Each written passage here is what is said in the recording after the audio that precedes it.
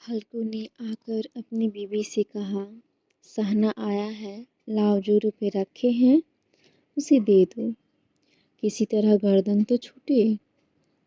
मुन्नी बहू झाड़ू लगा रही थी, पीछे फिर कर बोली, 3 ही तो रुपए हैं, दे दूँ तो कंबल कहाँ से आएगा, माघ पूस की रात खेत में कैसे कटेगी। उससे कह दो फसल पर रुपए देंगे, अभी नहीं है। हल्कू थोड़ी देर तक चुप खड़ा रहा और अपने दिल में सोचता रहा, पूस सर पर आ गया है, बगैर कंबल के खेत में रात को वो किसी तरह सो नहीं सकता। मगर सहना मानेगा नहीं, घुर्कियाँ देगा। ये सोचता हुआ वह अपना भारी जिस्म लिए, जो उसके नाम को गलत साबित कर रहा था, अपनी बीवी के पास गया और खुशामद करके बोला, ला दे दे, गर्दन तो किसी तरह से बचे, कम्बल के लिए कोई दूसरी तदबीर सोचूंगा। मुन्नी उसके पास से दूर हट गई और आंखें टेढ़ी करती हुई बोली, कर चुके दूसरी तदबीर, जरा सुनो, कौन तदबीर करोगे, कौन कम्बल खैरात में दे देगा, न जाने कितना रुपया बाकी है जो किसी तरह अदा ही नहीं होता। मैं कहती हूँ तुम खेती क्यों नहीं छोड़ देते, मर मर कर काम करो, पैदावार हो तो उससे कर्जा अदा करो।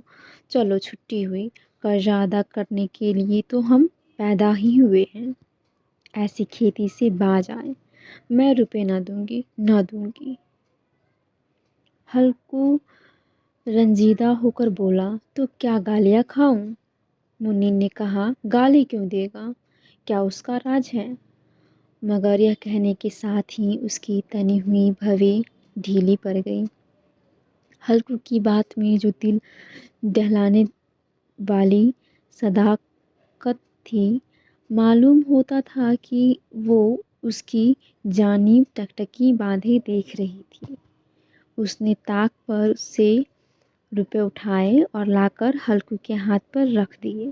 फिर बोली, तुम अब की खेती छोड़ दो, मजदूरी में सुख से एक रोटी तो खाने को मिलेगी, किसी की धौंस तो न रहेगी।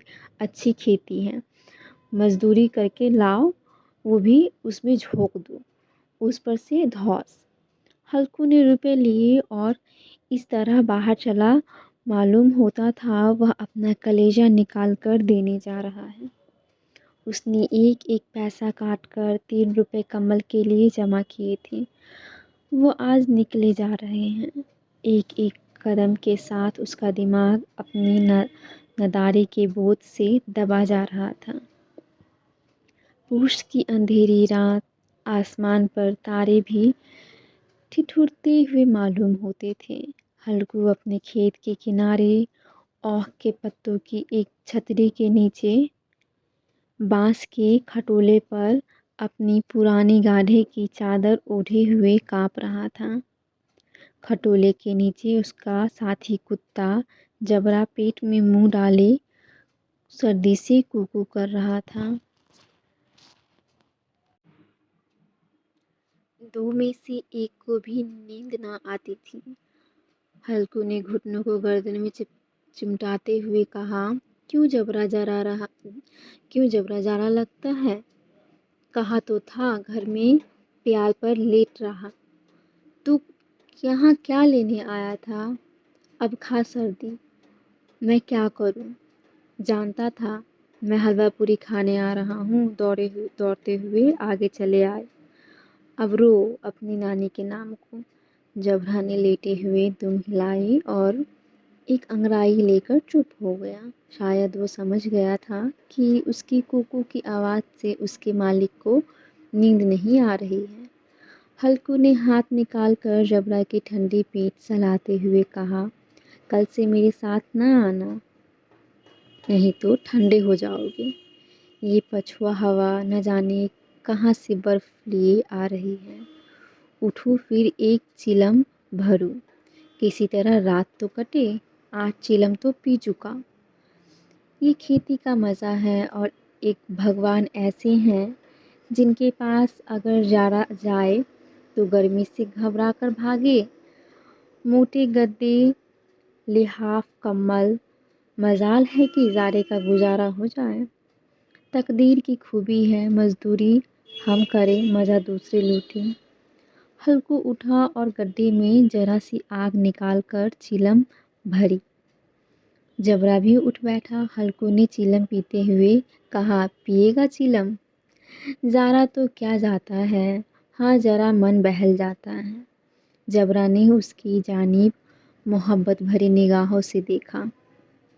ہلکو نے کہا، آج اور ذرا کھا لے، کل سے میں یہاں پیال بچھا دوں گا، اس میں گھس کر بیٹھنا ذرا نہ لگے گا۔ جبرا نے اگلے پنجے اس کے گھٹنے پر رکھ دیے اور اس کے منہ کے پاس اپنا منہ لے گیا۔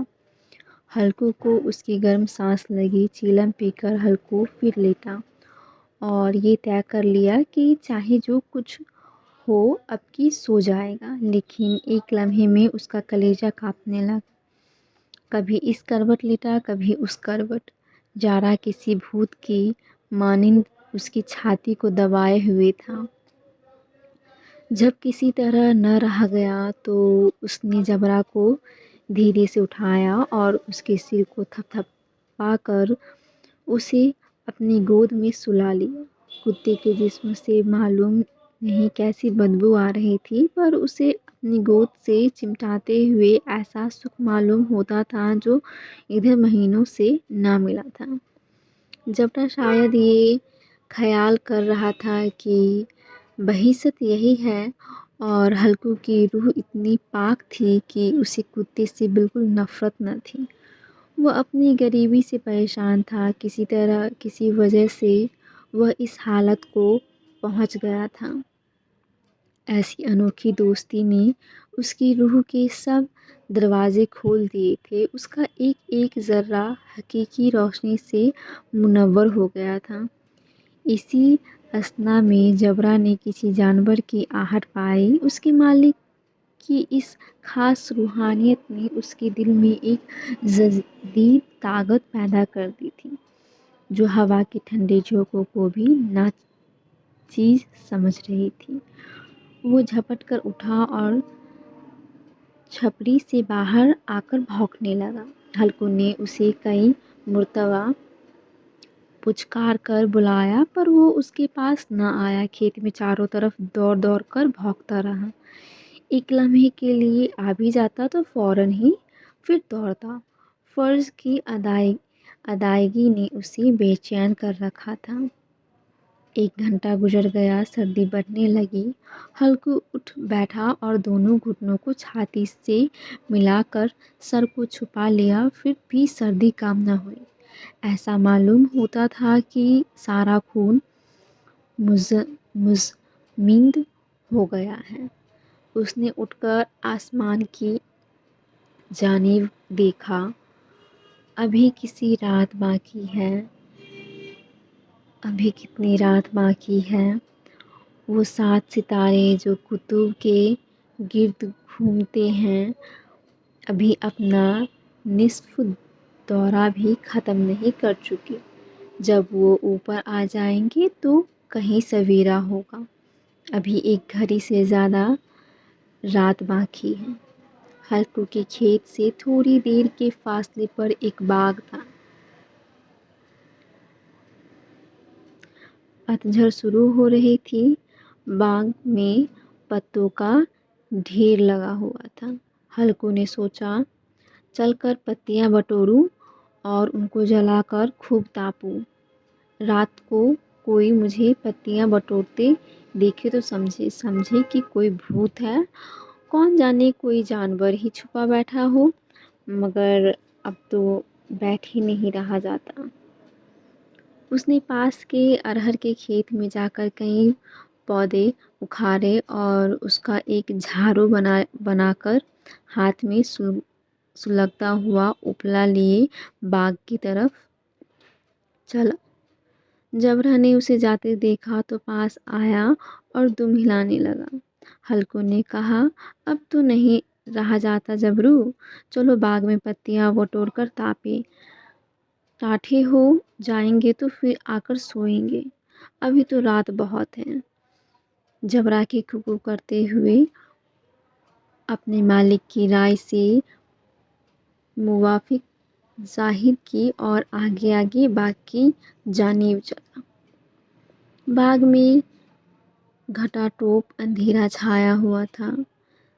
दरख्तों से शबनम की बूंदें टप टप टपक रही थी। यहाँ एक झोंका मेहंदी की फूलों की खुशबू लिए हुए आया। हल्कू ने कहा, कैसी अच्छी महक आई जबरा, तुम्हारी नाक में भी कुछ खुशबू आ रही है। जबरा को कहीं ज़मीन पर एक हड्डी पर ही मिल गई थी, वो उसे चूस रहा था। हल्कू ने आग ज़मीन पर रख दी और पत्तियां बटोरने लगा। थोड़ी देर में पत्तों का एक ढेर लग गया। हाथ ठिठुरते जाते थे, नंगे पांव गले जाते थे और वो पत्तियां का पहाड़ खड़ा कर रहा था। उसी अलाव में दो सर्दी को जलाकर खाक कर देगा। थोड़ी देर में अलाव जल उठा। उसकी लौ ऊपर वाले दरख्त की पत्तियों को छू छू कर भागने लगी। इस मुतजलजल रोशनी में बाग की आलीशान दरख्त ऐसे मालूम होते थे कि वो इस लाइंतहा अंधेरे को अपनी गर्दन पर संभाले हो। तारीकी के उस अथाह समंदर में ये रोशनी एक नाव के मानिंद मालूम होती थी। हल्कू अलाव के सामने बैठा हुआ आग ताप रहा था। 1 मिनट में उसने अपनी चादर बगल में दबा ली और दोनों पांव फैला दिए। गोया वो सर्दी को ललकार कर कह रहा था, तेरी जी में आए वो कर। सर्दी की इस बेपाया ताकत पर फतह पाकर तो खुशी को छुपा न सकता था। उसने जबरा से कहा, क्यों जबरा, अब तो ठंड नहीं लग रही है। जबरा ने कूकू करके गोया कहा, अब क्या ठंड लगती ही रहेगी। पहले ये तदबीर नहीं सूझी, नहीं तो इतनी ठंड क्यों खाते। जबरा ने दुम हिलाई। अच्छा आओ इस अलाव को कूद कर पार करें, देखे कौन निकल जाए हैं। अगर जल गए बच्चा तो मैं दवा न करूँगा। जबरा ने खौफ ज़दा निगाहों से अलाव की जानिब देखा। मुन्नी से कल ये न ज़र देना कि रात ठंड लगी और ताप ताप कर रात काटी, वरना लड़ाई करेगी। ये कहता हुआ वह उछला और उस अलाव के ऊपर से साफ निकल गया। पैरों में ज़रा भी लिपट लग गई, पर वह कोई बात न थी। जबरा अलाव के गिर्द घूमकर उसके पास खड़ा हुआ। हल्कू ने कहा, चलो चलो, इसकी सही नहीं, ऊपर से कूद कर आओ। वो फिर कूदा और अलाव के उस पार आ गया। पत्तियां जल चुकी थी बगीचों में, फिर अंधेरा छा गया था। राख के नीचे कुछ कुछ आग बाकी थी। वह हवा का झोंका आने पर जरा जाग उठती थी, पर एक लम्हे में फिर आंखें बंद कर लेती थी। हल्कू ने फिर चादर ओढ़ ली और गरम राख के पास बैठा हुआ एक गीत गुनगुनाने लगा। उसके जिस्म में गर्मी आ गई थी, पर जो सर्दी बढ़ती जाती थी उसे सुस्ती दबा लेती थी। जबरा जोर से भौंक कर खेत की तरफ भागा। हल्कू को ऐसा मालूम हुआ कि जानवर का एक बोल उसके खेत में आया। शायद नीलगाय का झुंड था। उसने कूदने और दौड़ने की आवाज़ साफ कान में आ रही थी। फिर ऐसा मालूम हुआ कि खेत में चर रही है। उसने दिल में कहा, हो जबरा के होते हुए कोई जानवर खेत में नहीं आ सकता। नोच ही डाले। मुझे वहम हो रहा है। कहाँ अब तो कुछ सुनाई नहीं देता। मुझे भी कैसा धोखा हुआ। उसने जोर से आवाज लगाई, जबरा जबरा। जबरा भौंकता रहा, उसके पास न आया। जानवरों के चरने की आवाज चर चर सुनाई देने लगी। हल्कू अब अपने को फरेब न दे सका, मगर उसे उस वक्त अपनी जगह से हिलना जहर मालूम होता था। कैसा गरमाया हुआ, मजे से बैठा हुआ था। इस जाड़े पाले में खेत में जाना, जानवरों को भगाना, उसका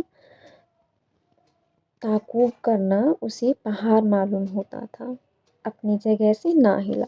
बैठे बैठे जानवरों को भगाने के लिए चिल्लाने लगा, लिहो लिहो, हो हा हा। मगर जबरा फिर भौंक उठा। अगर जानवर भाग जाते तो वो अब तक लौट आया होता। नहीं भागे, अभी तक चल रहे हैं।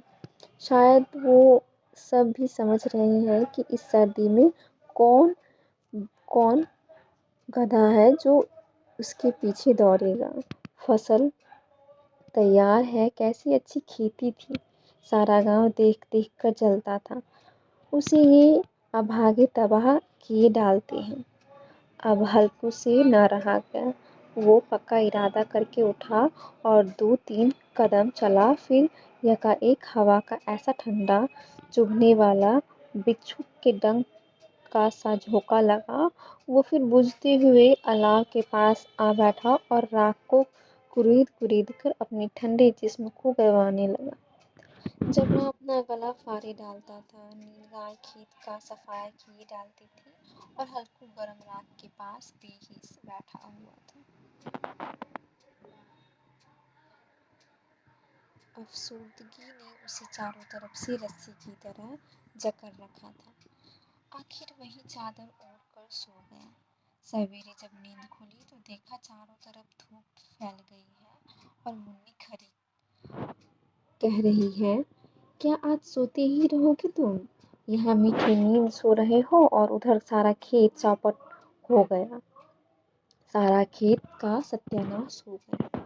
भला कोई ऐसा भी सोता है? तुम्हारे यहाँ मंडिया डालने से क्या हुआ? हल्कू ने बात बनाई, मैं मरते मरते बचा। तुझे अपने खेत की पड़ी है। पेट में ऐसा दर्द उठा कि मैं ही जानता हूँ।